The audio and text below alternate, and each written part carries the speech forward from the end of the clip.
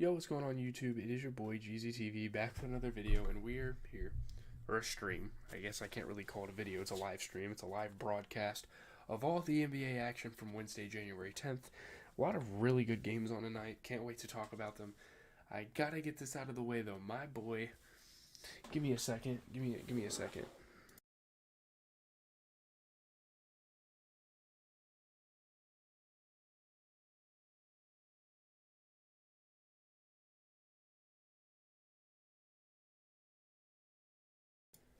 My boy from the Lou, right down here in the area from Chaminade, Jason Tatum. What a freaking game. The East leading Celtics. Yeah, let's get into this Timberwolves Celtics game because the East leading Celtics hold off the West best Timberwolves in OT and they improved to 18-0 at home. And it is crazy. This was not a game that was looking too hot for us. This was not a game that looked great, honestly. Sorry, I'm just subtly adjusting my camera so I can see like the timer on my video. But the last time the Timberwolves won in Boston, Kevin Garnett was the starting center for Minnesota. Alex Rodriguez was in spring training, trying to bounce back from the New York Yankees' historic collapse in the AL Championship Series. A bunch of shit was happening. It has been a while since they beat us in Boston. We didn't want that to change tonight. We didn't want them to make history. We didn't allow it. Jason Tatum, absolutely insane performance scoring-wise. Huge threes. Obviously, the game-winning attempt at the end of regulation kind of sent us stressing out about the OT period because obviously we're not a great OT team. We're still not a good OT team. I mean, 2-3 on the year is not great for a team that is 29-8. That's not great. Cat, very smooth offense from him all game. Drew Holiday hit some super clutch shots. This was a really good game of basketball. I think the Celtics played a great brand of basketball. Cat, 25 and 13. There was no Rudy Gobert. Keep that in mind. 29 for Ant-Man off of 50% three-point shooting. You get 19 and 10 from Naz Reid off the bench. Great game for him. But yeah, I don't know, man. Jaden McDaniels, I don't know if he usually starts, but he didn't play great. He fouled out 24 minutes into the freaking game. I don't know. They really don't have any other options given that Gobert is out. So yeah, Gobert is a huge deal to miss for them. But yeah, Jason Tatum, 45 points. He shot 50%. He played incredible. Jaylen Brown had 35 and 11. This is an electric duo. This is one of the best duos. Probably, I'm willing to say it's the best duo in the NBA. I mean, I'm a Celtics fan. What do I got to say? But I think they're the best duo in the NBA. I truly think that. So, and they're proving it. They combined for freaking 80 points tonight, which is insane. 80 out of our 127 points were scored by those two players. Ridiculous stuff. But yeah, shout out to the Celtics. Let's move on to the Wizards and the Pacers game. Pretty solid game here. Miles Turner and the Pacers overcome Tyrese Halliburton's absence to beat the Wizards by 8. This is obviously something Indiana is going to have to get used to because it has been said that Tyrese Halliburton is going to get reevaluated in 2 weeks. It's going to be a long time until we see him back in the swing of things. So yeah, decent scoring, great rebounding for Miles Turner, just doing enough to win the game. Yeah, obviously Washington's not a super impressive team to beat, but Jordan Nwora had a nice dunk. Isaiah Jackson was playing good at the rim defense. Miles Turner being a really good pick and roll guy, that's going to be huge because obviously that's successful with Tyrese Halliburton in the game. Bruce Brown hit some tough shots. Benedict Mathurin was scoring a decent amount. Just turning defense into offense, playing good basketball. Kyle Kuzma had 11 and 11. Honestly, a really good game for Jordan Poole. 28 points, not bad there. I would say their bench could have got more involved. Guys like DeLon Wright. I don't know. I think their starters played okay for how they're doing this season. Yeah, I mean, really, the only guy that was able to get it done for the Pacers was Miles Turner off of that 18 and 13 stat line. There's not really anyone else to talk about. It's just team basketball, and that's what the Pacers have been able to do well all year. That's why they're 22 and 15. So, yeah, there were 3 overtime games tonight, which is insane. Getting into the second one, we have the 76ers and the Hawks. Jalen Johnson stars as the Hawks outlast the Joel Embiid-less 76ers that win by 7 in overtime. This time, Jalen Johnson, the Atlanta Hawks, finished a close one at home. It's been tough for them. They've had a really tough schedule. They've had a really tough year, not really able to close games out. But shout out to Jalen Johnson having the best game of his career, honestly. I mean, putting him away. huge shots. Trae Young. Trae Young was with the strip. Obviously, people thought that was a foul.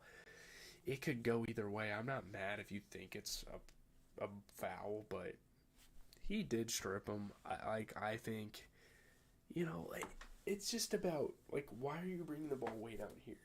I know, it might have been a foul, but there's no reason for you to have the ball way down here going up and ripping like that. You know what I mean? Jalen Johnson getting to the rim, throwing it down. Onyeka Okongwu was dunking on people. Jalen Johnson playing defense. I mean, Jalen Johnson was all over the court, and shout out to him because this is really the big break he needed. I mean, I feel like last year he was kind of falling out of the rotation a little bit. I could be wrong. If you guys want to, let me know as Hawks fans. But, yeah, great game for Tobias Harris, though. 32 and 10. He shot 50%. You get 35 out of Tyrese Maxey. I mean, did Embiid's absence hurt them? Definitely. I mean, you have Nick Batum starting. I don't think Nick Batum should be starting at all. I don't really know. It's so weird to me. I don't know how they should do their lineup, though, because even with Embiid back, Nicholas Batum would still start, and I really don't like Batum being a starter for this team. I don't think he really does enough with the minutes he's given. But they really don't have any other options at that forward position.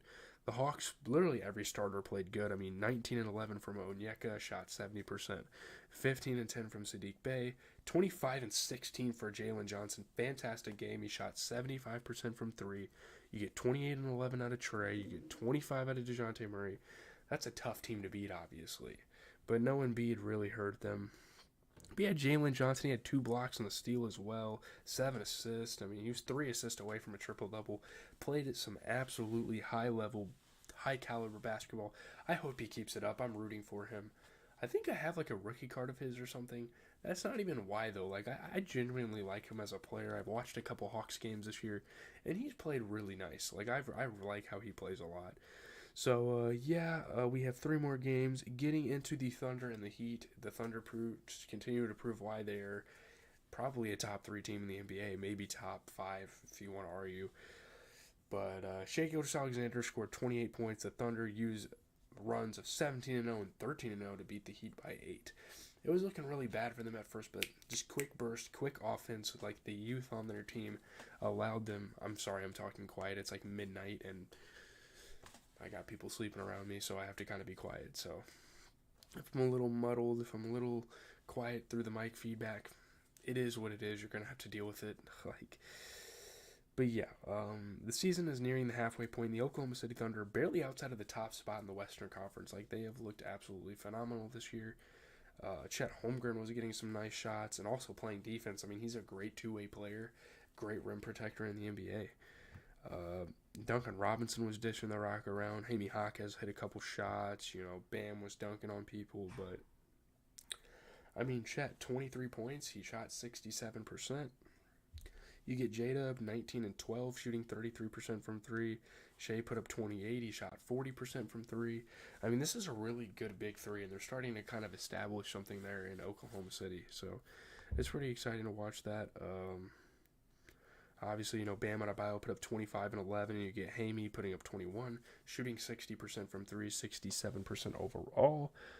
I would say Duncan Robinson was super inefficient, and he was super off tonight, and I think that's why they lost. So, I don't know. It's really weird. He did not have a good game at all. He shot 1 for 8. When he is supposed to be an offensive player, when he is supposed to be a scorer, obviously not a dominant scorer, but you get me. He's supposed to hit shots. You're supposed to give him the ball and expect it to go in at least 40% of the time. But he was just off tonight, and I think that's why the Heat ended up struggling in this one. Yeah, moving on, we have the Rockets and the Bulls. This is the final OT game of the night. Man, the Bulls are putting their heads together and getting some wins, and you got to respect it because they played a pretty good Rockets team tonight, and obviously Zach LaVine is back, and they're trying to mesh him back in with a lineup. It's going to get tough for them. They might lose some games because of that, but for now, they're playing really well with him back. So, yeah, Kobe White, though, 30 points. The Chicago Bulls beat the Houston Rockets by 5 in OT. Yeah, great scoring for Kobe White. Zach LaVine hit some huge shots in overtime and in the clutch, and that's might have been something that the Bulls were kind of missing. I know they don't really want him in the franchise as much, but like, yeah, I mean, huge shots for both of them, and I feel like that was the problem for the longest time for the Bulls, is that they couldn't figure out how to get those two to play with each other well. Pause, Jesus Christ. All right, like play well as teammates. I gotta reword shit because everything can be taken the wrong way nowadays. But Zach LaVine hit some tough shots. Alperen Sengun was inside scoring. Yeah, Zach LaVine's tough. Like, people forget. Like, people talk shit on him for like what was happening in the franchise, but they forget he's a really good player. Alex Caruso was dishing the rock around. I mean, everyone was playing their role super well on this team. Obviously, in the Rockets' case, Jabari Smith had 18 points, 15 rebounds. He shot 50%. You get 25 out of Sengun, who is the Western Conference Player of the Week, and I think that's deserved. He's been playing out of his mind lately. Fred put up 20 and 10. Jae'Sean Tate, I'm not really sure what's going on. But, like, you got guys like Osar Thompson and Cam Whitmore again and again. Or Amin Thompson and I think it's Amin. Amin Thompson and Cam Whitmore, some young guys off the bench. I feel like Cam Whitmore should start for this team at this point. Jae'Sean Tate has just not been it for this team. I don't know. I mean, the Bulls, 18 and 15 out of Vooch, the typical great game out of him. He's very consistent. 30 for Kobe. You get 25 and 13 for Zach LaVine, shooting 50% from three. I mean, that's one thing that Zach LaVine always was when he was healthy and when he was playing consistently for the team before. He's a consistent three-point shooter. He's efficient. He's going to hit threes. Like, that's something that they've kind of took for granted a little bit when he was injured. But yeah, last game of the night was the Raptors and Clippers, which just concluded. Kawhi Leonard and Paul George scored 29 apiece, which is crazy. Clippers rally in the fourth quarter. They beat the Raptors by 6. So yeah, great scoring night for Kawhi, and this comes off of his agreement to the 3-year contract extension earlier in the day. PG played amazing scoring-wise. Huge scoring quarters. He was in burst. You were giving him the ball, and he was hot, man. It was looking nice. Dagger threes from him. Kawhi was getting to the rack. I mean, give credit to guys like Scotty Barnes. They were playing some tough basketball. Russell Westbrook, though, he's doing exactly what he needs to do for this team. Facilitating, playing those like grimy, like scrappy minutes off the bench. It's great. PG, nasty dunk off the baseline. He's just such a fun player to watch. He's so energetic. He's just I wouldn't say he's a crowd pleaser. I don't know if that's the term, but hey, someone subscribed to my channel. Shout out to Twill. Literally just got that alert on my phone, so shout out to you. But I don't even know if Scotty Barnes played that good. I mean, Dennis Schroeder, he put up 22. You get 24 from RJ Barrett, 67% from 3. You get 25 from Emmanuel Quickley, who shot 50% from 3. Thad Young, not a great game. Like I don't know. You need Pascal Siakam. Pascal Siakam is such an important part of this team. But yeah, I don't really have much to say. Leave a like, comment, subscribe, do all that stuff. I'm out. Really good basketball tonight. I was really pleased with it. Tomorrow, my Celtics play the Bucks on TNT, so that is going to be a blast. I'm going to have fun watching that game. I'm really excited. There's a Paris game. I don't really care for that game as much. Knicks are playing the Mavs, and the Suns are playing the Lakers. There's some really good matchups tomorrow. Not as many games, but we will for sure be talking about any close games. We're going to be doing this through Friday. I usually do Soprano review on Friday, but the content